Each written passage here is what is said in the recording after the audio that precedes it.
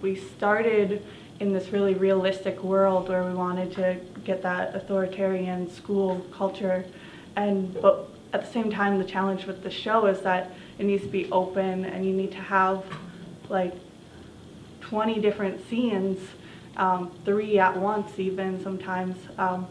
So we needed an open playing field, but we wanted to get that like oppressing feel. And then it ended up turning into something that we want to break the authoritarian like oppression or from the adults, and we wanted the kids to then be able to climb on that structure. So we have these huge windows that overbear on the kids at some points, and then they go and climb up in them, and then sometimes they relate to the adults in them.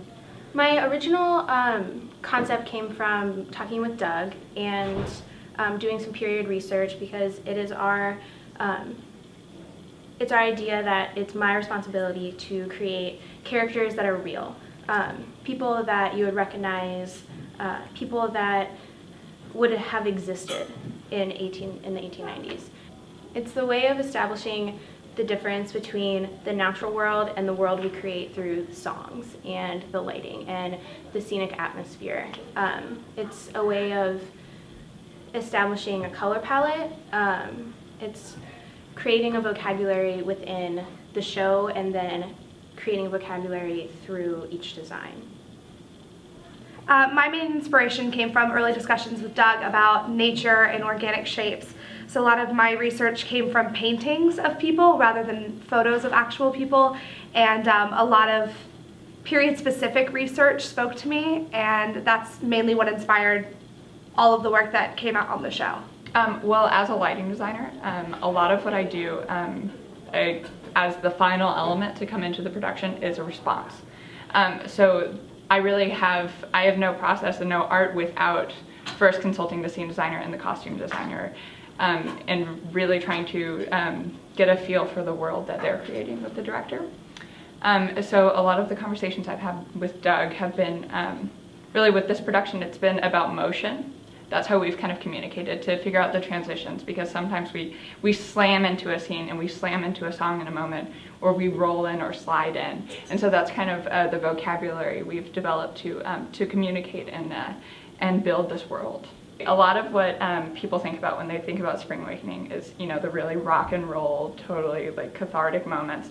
But that's surprisingly few moments within the show. There's also a lot of smaller contemplation and peaceful, beautiful, simple moments of discovery for these kids.